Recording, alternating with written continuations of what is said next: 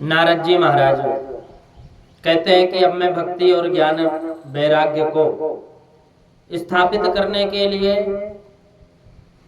प्रयत्न पूर्वक श्री सुखदेव जी महाराज के कहे हुए श्रीमद् भागवत कथा शास्त्र का मैं ज्ञान यज्ञ करूंगा। यह यज्ञ मुझे कहां करना चाहिए? शनकादिकों से श्री नारद जी पूछते हैं कि आप स्थान बता दीजिए, और आप लोगों तो वेद के पारगामी हो, विद्वान हैं, इसलिए मुझे इस सुख शास्त्र की महिमा सुनाइए कि है क्या, महिमा क्या है, और ये बताइए कि ये कितने दिनों में हो जाती है। शनकादिक कहते हैं कि शृणु नारद वच्छाम विनम्राय विवेकिने गंगा द्वार समीपे तो तटमानंद नामकम। गंगा जी के समीप तट पर एक घाट का नाम है, वो आनंद घाट, और आनंद घाट के पास अनेक संत वहां विराजमान हैं।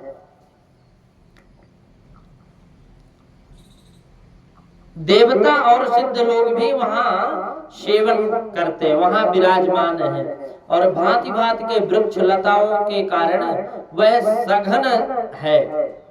वहां बड़ी कोमल नवीन बालू बिछी हुई है। वह घाट बड़ा ही सुरम्य है, एकांत प्रदेश में है। वहां हर समय सुनहले कमलों की सुगंध आया करती है।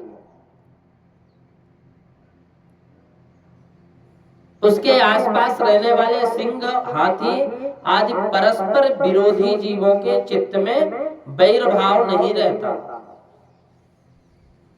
वहां वैर भाव नहीं है, इसलिए वो जगह सही है, शांति की जगह है। आप वहां बिना किसी विशेष प्रयत्न के ही ज्ञान यज्ञ आरंभ कर दीजिए।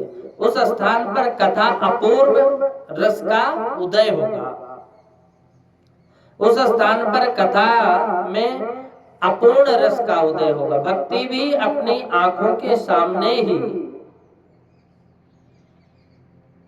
निर्बल और जराजीर्ण अवस्था में पड़े हुए ज्ञान वैराग्य को साथ लेकर के आएगी, क्योंकि जहां श्रीमद् भागवत की कथा होती है वहां ये भक्ति आदि अपने आप पहुंच जाती है।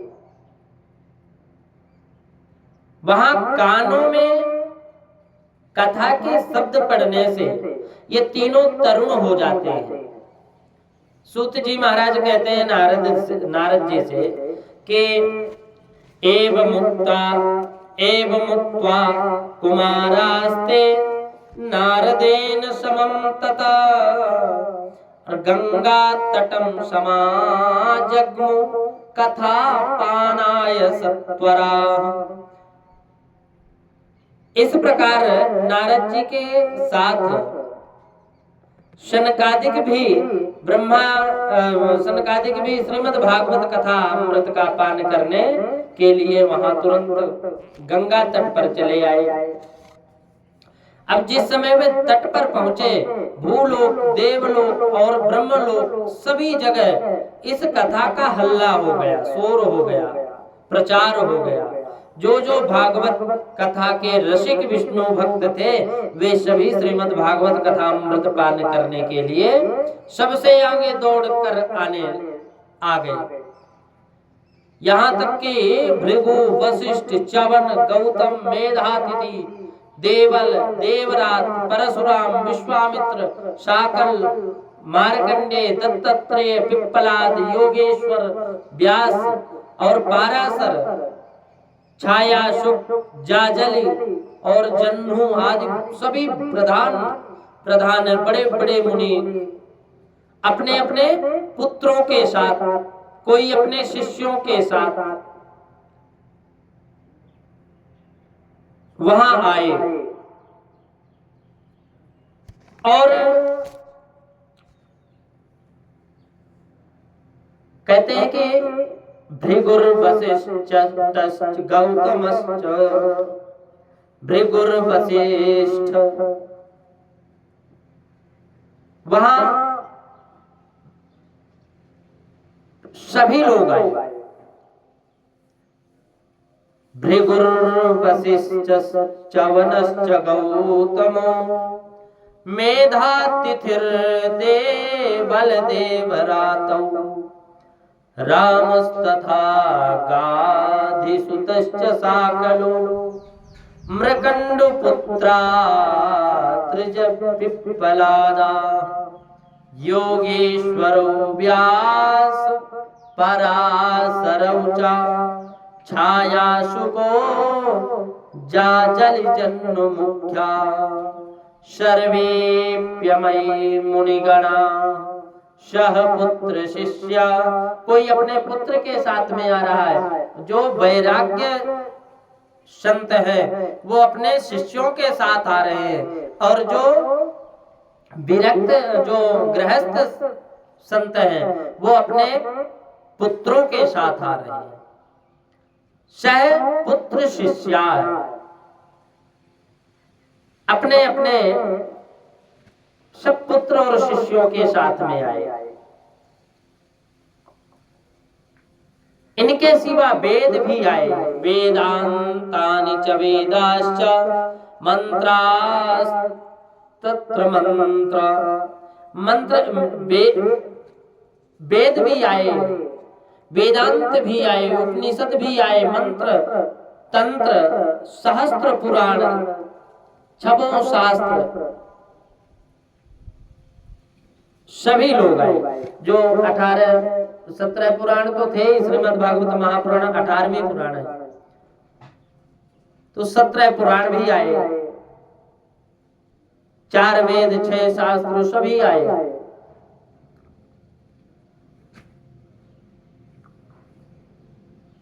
कहते हैं कि वेदांतानि च वेदाश्च मंत्रास्तंत्राः समूर्तयः, मंत्र और तंत्र सभी मूर्ति बन करके आए।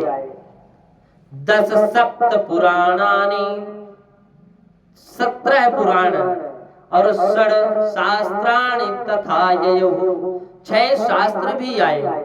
गंगाद्याः सरितस्तत्र पुष्करादि सरांसि च, पुष्कर आदि सभी आए वहां। गंगा पुष्कर, गंगा आदि नदियां और पुष्कर आदि सरोवर सभी आए। समस्त क्षेत्र, सारी दिशाएं, दंडक आदि, हिमालय, वन, पर्वत तथा वेद, गंधर्व, दानव आदि सभी कथा सुनने के लिए वहां विराजमान हुए। गौरव के कारण नहीं आए।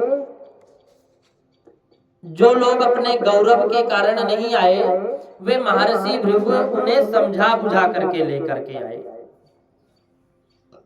तब कथा सुनाने के लिए दीक्षित होकर श्री कृष्ण पारायण शनकादिक नारद जी के दिए हुए श्रेष्ठ आसन पर विराजमान हुए, और उस समय सभी श्रोताओं ने उनकी वंदना की। श्रोताओं में वैष्णव, विरक्त, सन्यासी और ब्रह्मचारी लोग बैठे हुए थे। उन सब के आगे नारद जी विराजमान थे। एक भागे ऋषिगणा, एक भाग में ऋषिगण बैठे हैं, दूसरे भाग में देवता विराजमान है, और वेद उपनिषद तथा एक और तीर्थ बैठे हैं, दूसरी ओर स्त्रियां बैठी हैं। उस समय सब ओर से जय जयकार, नमस्कार और शंखों का शब्द सुनाई दे रहा था। जय शब्दो नमः शब्द, शंख शब्दस्तथैव च, शंख की ध्वनि सुनाई देती थी। और अबीर गुलाल खील फूलों की खूब वर्षा होने लगी। कोई कोई तो देव श्रेष्ठ तो विमानों पर चढ़कर वहां बैठे हुए सब लोगों पर कल्प वृक्ष के पुष्पों की वर्षा करते। सूत जी कहते हैं कि इस प्रकार पूजा समाप्त होने पर जब सब लोग एकत्रित हुए तो सब लोग वहां एकत्रित हुए। सनकादिक ऋषि महात्मा नारद को श्रीमद् भागवत महात्मा का स्पष्ट करके सुनाने लगे। सनकादिक बोले कि अतते वर्णते स्म। अब हम आपको इस श्रीमद् भागवत शास्त्र की महिमा सुनाते हैं। यस्य श्रवण मात्रेण मुक्ति करतले स्थिता। इसके श्रवण मात्र से मुक्ति हाथ लग जाती है। श्रीमद् भागवत की कथा का सदा सर्वदा सेवन आस्वादन करना चाहिए। सदा सेव्य श्रीमद् भागवती कथा यस्याः श्रवण मात्रेण हरिश्चित्तम समाश्रयेत। हमेशा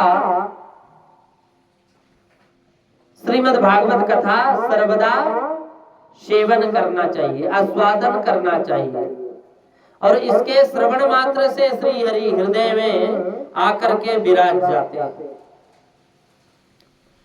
इस ग्रंथ में 18,000 श्लोक हैं, 12 स्कंद हैं और श्री सुखदेव जी और राजा परीक्षित संवाद है।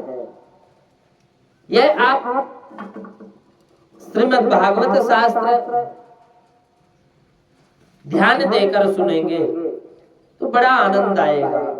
यह जीव अभी तक अज्ञानवश इस संसार चक्र में भटकता रहा। जब तक क्षण भर के लिए भी कानों में इस सुख शास्त्र की कथा नहीं पड़ती, बहुत से शास्त्र और पुराण सुनने से क्या लाभ है। इससे तो व्यर्थ का भ्रम बढ़ता है। मुक्ति देने के लिए तो एकमात्र शास्त्र है और वो गरज रहा है। जिस घर में नित्य प्रतिदिन श्रीमद् भागवत कथा होती है वह तीर्थ हो जाता है, वो घर तीर्थ हो जाता है। एकम भागवतम शास्त्र मुक्ति दानेन गरजति। ये तो मुक्ति देने के लिए तैयार है, गरज रही है श्रीमद् भागवत कथा। और कहते हैं कि कथा भागवतस्यापि नित्यम भवति यद गृहे। जिसके घर में नित्य कथा होती है तद गृहम तीर्थ रूपम ही वसताम पापनाशनम। उस घर में तीर्थ रूप वो घर हो जाता है और पाप हमेशा, सारे पाप हमेशा के लिए नष्ट हो जाते हैं। वहां हजारों अश्वमेध और सैकड़ों वाजपेयी यज्ञ इस शुक्र शास्त्र की कथा का 16वां अंश भी नहीं हो सकता।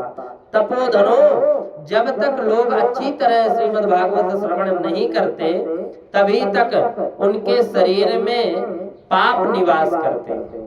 फल की दृष्टि से सुख शास्त्र की कथा क्षमता गंगा, गया, काशी, पुष्कर, प्रयाग कोई भी तीर्थ में नहीं कर सकता।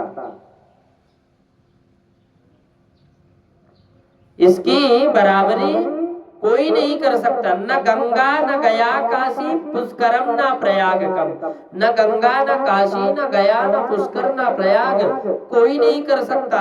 क्या सुख शास्त्र कथायाश्च फलेन समताम नयेत। ये कथा सुख शास्त्र श्रीमद् भागवत कथा का कोई पार नहीं। क्यों? क्योंकि ये तो प्रत्यक्षम कृष्ण एव है। और ये ऐसी नहीं है, ये श्रीमद् भागवत कथा है। श्लोकार्धम श्लोकपादम वा नित्यम भागवतोद्भवम पठस्व स्वमुखेनैव यदि इच्छसि पराम गति, यदि आपको परम गति की इच्छा है तो अपने मुख से ही श्रीमद् भागवत के आधे अथवा चौथाई श्लोक का भी नित्य नियम पूर्वक पाठ कीजिए। ओंकार, गायत्री, पुरुषोत्तर, तीनों वेद, श्रीमद् भागवत, ओम नमो भगवते द्वादशाक्षर, यह मंत्र 12 मूर्तियों वाले सूर्य भगवान,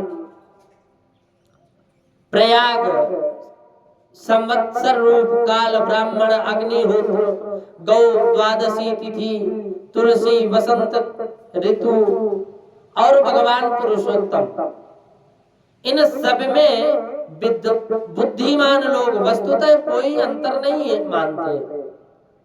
जो पुरुष अनहरित है, अर्थ सहित श्रीमद् भागवत जो विद्वान है और श्रीमद् भागवत शास्त्र का पाठ करता है, उसके करोड़ों जन्म का पाप नष्ट हो जाता है।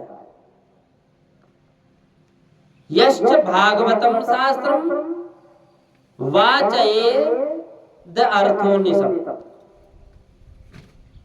पाप नष्ट हो। जो पुरुष नित्य प्रतिदिन भागवत कथा आधा चौथाई भी श्लोक करे, उसे राजसूय यज्ञ और अश्वमेध यज्ञों का फल प्राप्त होता है। ये मैं नहीं बोल रहा, ये श्रीमद् भागवत की कथा कह रही है। नित्य भागवत का पाठ करना, भगवान चिंतन करना भगवान का, और तुलसी जी को सींचना, गौरी की सेवा करना, ये चारों समान है। जो पुरुष अंत समय में भगवान श्रीमद् भागवत वाक्य सुन लेता है, उस पर प्रसन्न होकर भगवान उसे वैकुंठ धाम देते हैं। जो पुरुष उसे सोने के सिंहासन पर रखकर विष्णु भक्त को दान करता है, वह अवश्य ही भगवान का सायुज्य प्राप्त करता है। यहाँ जिस दुष्ट ने अपनी सारी आयु में चित्त को एकाग्र करके श्रीमद् भागवत का कथामृत का थोड़ा सा भी रस स्वादन कर लिया,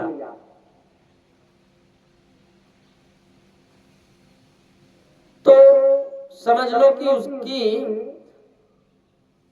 सदगति होगी। जिसने इस सुख शास्त्र श्रीमद् भागवत कथामृत का रसास्वादन किया,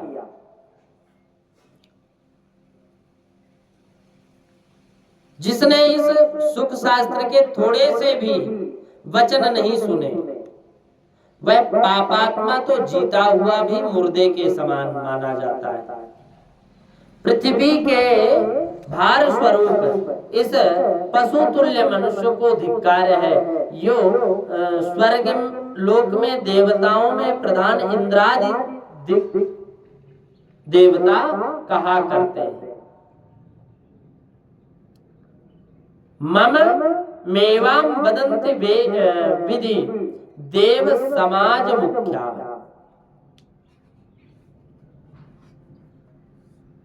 कहते हैं कि ये देव समाज ये गाली देते हैं। स्वर्ग में देवताओं में प्रधान इंद्रादि कहा करते हैं कि ये मनुष्य पशु के तुल्य है, जो श्रीमद् भागवत कथा का रसास्वादन नहीं किए। संसार में श्रीमद् भागवत की कथा का मिलना अवश्य ही कठिन है। जब करोड़ों जन्मों का पुण्य उदय होता है, कोटि जन्म समुत्थेना पुण्ये नैव तु लभ्यते। अनंत कोटि करोड़ों जन्मों का जब फल आपको एकत्रित होंगे ना, तभी ये कथा आपको प्राप्त होगी, वरना ये तो दुर्लभ कथालोके श्रीमद् भागवतोद्भवा, ये तो बहुत दुर्लभ है, जो देवताओं को भी दुर्लभ है। आप प्रयत्न पूर्वक कथा का श्रवण कीजिए। इसे सुनने के लिए दिनों का कोई नियम नहीं है, इसे तो सर्वदा ही सुनना चाहिए। सत्येन ब्रह्मचर्येण सर्वदा श्रवणे श्रवणं मतम्। इसे सत्य भाषण और ब्रह्मचर्य पालन पूर्वक सर्वदा ही सुनना श्रेष्ठ माना गया है।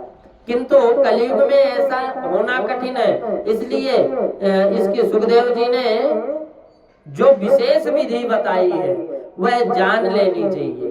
कलयुग में बहुत दिनों तक चित्त की वृत्तियों को वश में रखना, नियमों में बंधे रहना और किसी पुण्य कार्य के लिए दीक्षित रहना कठिन है।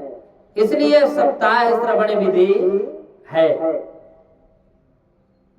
श्रद्धा पूर्वक कभी भी श्रवण करने अथवा माघ मास में श्रवण करने से जो फल प्राप्त होता है वही फल सुखदेव जी ने सप्ताह श्रवण में निर्धारित किया है।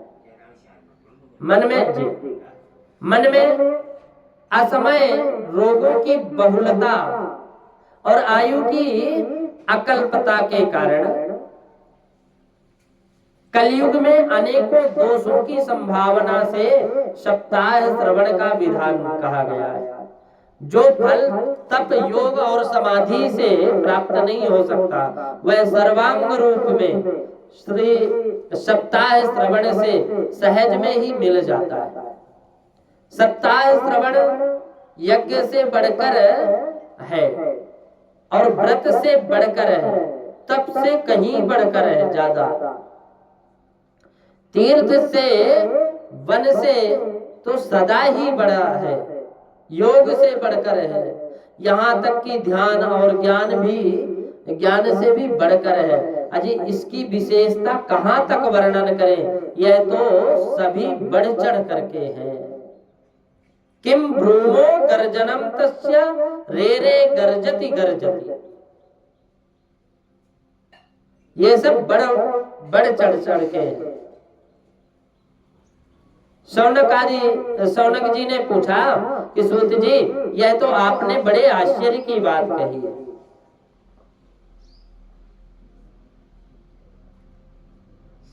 अवश्य ही यह भागवत पुराण योग वेत्ता ब्रह्मा जी भी आदि कारण श्री नारायण जी का निरूपण करता है, परंतु यह मोक्ष की प्राप्ति में ज्ञानादि सभी साधनों का तिरस्कार करके इस युग में उनसे भी कैसे बड़ा हो सकता है। तो सूत जी कहते हैं कि यदा कृष्णो धरा त्यक्त्वा स्वपदम गन्तुमुद्यतः एकादशम परिश्रुत्या युद्धो वाक्यम ब्रवीत। कहते हैं कि जब भगवान श्री कृष्ण इस धराधाम को छोड़कर अपने नित्य धाम को जाने लगे, तब उनके मुखारविंद से एकादश स्कंद का ज्ञानोपदेश सुनकर श्री उद्धव जी ने पूछा कि त्वम तु यस्यासि गोविंद भक्त कार्यम विधाय च मच्चित्ते महिते चिंता श्रुत्वा सुखमावह।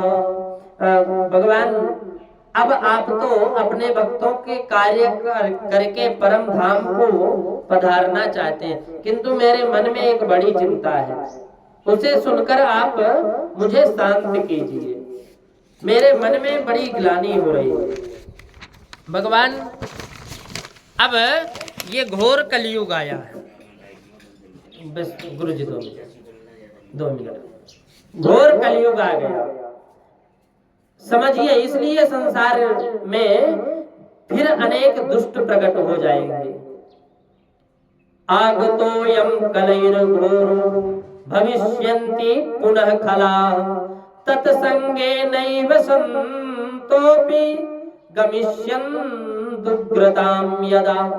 अनेकों दुष्ट प्रकट हो जाएंगे, उनके संसर्ग से जब अनेकों सत्पुरुष भी उग्र प्रकृति हो जाएंगे, तब उनके भार से दबकर यह रोग गौरूपणी पृथ्वी किसकी शरण में जाएगी। कमल नयन, मुझे तो आपको छोड़कर इसकी रक्षा करने वाला कोई दूसरा दिखता नहीं।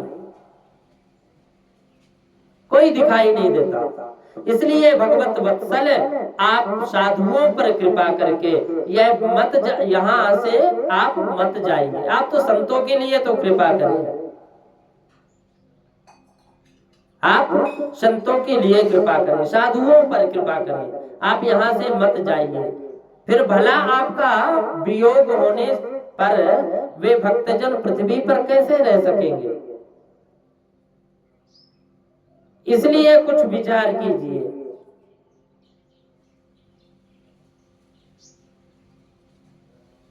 भगवान प्रभास क्षेत्र में उद्धव जी ने यह वचन सुनकर भगवान सोचने लगे कि भक्तों के अवलंब के लिए मुझे क्या व्यवस्था करनी चाहिए।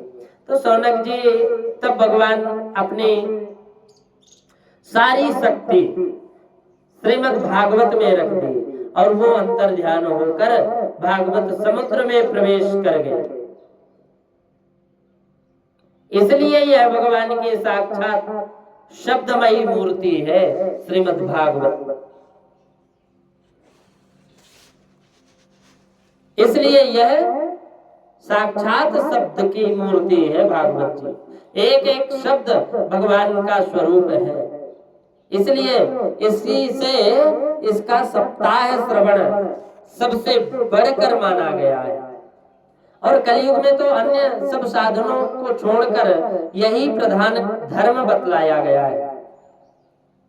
कलयुग में यही ऐसा धर्म है जो दरिद्रता, दुर्भाग्य और पापों की सफाई कर देता है और काम क्रोध आदि शत्रुओं पर विजय दिलाता है। अन्यथा भगवान की इस माया के पीछे, इस माया से पीछा छुड़ाना देवताओं के लिए भी कठिन है। मनुष्य तो किस खेत की मूली है, मनुष्य इसे कैसे छुड़ा सकते हैं। छूटने के लिए भी सप्ताह श्रवण का विधान किया गया। कथम त्यज्या भवेत् कुंभी सप्तोह प्रकीर्तिता। कहते हैं कि ये सप्ताह का श्रवण का विधान किया गया। शौनक जी कहते हैं कि जिस समय शनकादिक मुनीश्वर इस प्रकार सप्ताह श्रवण की विधि महिमा का बखान कर रहे थे, उस समय सभा में एक बड़ा आश्चर्य हुआ। उसे मैं बतलाता हूँ, सुनो। कहते हैं कि भक्ति सुतौ तरुणं गृहीत्वा प्रेमैक रूपा सहसा विराशित श्री कृष्ण गोविंद हरे मुरारे नाथेति नामानि मुहुर्वदन्ति। वहां तरुण अवस्था को प्राप्त हुए अपने दोनों पुत्रों को साथ लिए विशुद्ध प्रेम रूपा भक्ति बार बार श्री कृष्ण गोविंद हरे मुरारी, हे नाथ नारायण वासुदेवा, ऐसा वो करती भगवान का नामों का उच्चारण करती हुई अकस्मात प्रकट हो गई। सभी सदस्यों ने देखा परम सुंदरी भक्ति महारानी भागवत के अंतर ध्यान अर्थों का, भागवत के अर्थों का आभूषण पहने वहां पधारी। मुनियों की उस सभा में सभी यह तर्क वितर्क करने लगे कि ये कहां से आई, कौन है, कैसे आई है, कैसे प्रविष्ट हुई है। तब सनकादिकों ने कहा कि ये देवी भक्ति देवी है, अभी कथा से अर्थ से निकली है। ये इनके ये वचन सुनकर भक्ति ने अपने पुत्रों सहित अत्यंत विनम्र होकर सनत कुमार जी से कहा। भक्तिर उवाच, भगवान सनकादिक से भक्ति देवी कहती है कि मैं कलयुग में नष्ट प्रायः हो गई थी। मैं नष्ट हो गई थी। आपने कथामृत सींच कर मुझे कथामृत से सींच कर मुझे फिर से पुष्ट कर दिया। अब आप यह बताइए कि मैं कहाँ रहूं। यह सुनकर सनकादिक उनसे कहा कि तुम भक्तों को भगवान का स्वरूप प्रदान करने वाली, अनन्य प्रेम का संपादन करने वाली, संसार रोग को निर्मूल करने वाली आप हो। अतः आप धैर्य धारण करके नित्य निरंतर भगवान विष्णु के भक्त के हृदय में ही निवास करो। ये कलयुग के दोष भले ही संसार पर अपना प्रभाव डाले, किंतु वहां तुम पर इसकी दृष्टि भी नहीं पड़ सकेगी कभी भी। इस प्रकार उनकी आज्ञा पाते ही भक्ति तुरंत भगवत भक्तों के हृदय में जाके विराजी। बोलो भक्ति महारानी की जय। जिनके हृदय में एकमात्र श्री हरि की भक्ति निवास करती हो,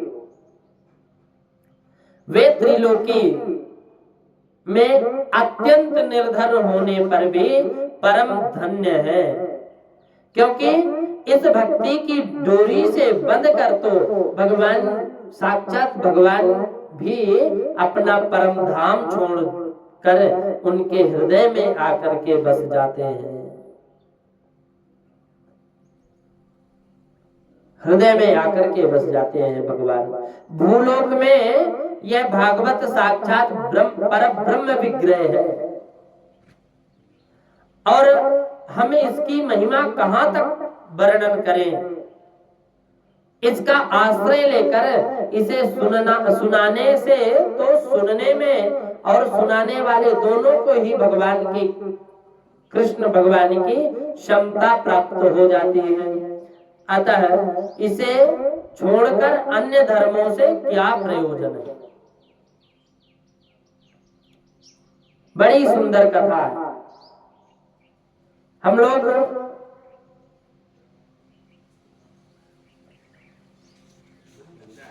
अचानक ही अगर ऐसी कथा श्रवण करते हैं तो ये विचार नहीं करना चाहिए कि ये तो अनायास ही मिल गई। हमारे जन्म जन्मांतर के पुण्यों का जब उदय होता है तब कहीं जाकर हमें श्रीमद् भागवत कथा का श्रवण करने का अवसर प्राप्त होता है। और ये कथा हम लोग आज महात्मा की कथा श्रवण कर रहे थे, और महात्मा की कथा की भक्ति की कष्ट की निवृत्ति हम लोगों ने श्रवण किया। अब कल की कथा में हम लोग कर्णोपाख्यान की कथा प्रारंभ होगी, और कर्णों एक श्रीमद् भागवत जी में एक से बढ़कर एक कथाएं हैं जो हमारे जीवन को ही बदल देती है। श्रीमद् भागवत महापुराण की जय, गौ माता की जय, सत्य सनातन धर्म की जय, भक्त और भगवान की जय, श्री सुखदेव जी महाराज की जय, सर्व सिद्धि हनुमान जी महाराज की जय, सद्गुरुदेव भगवान की जय।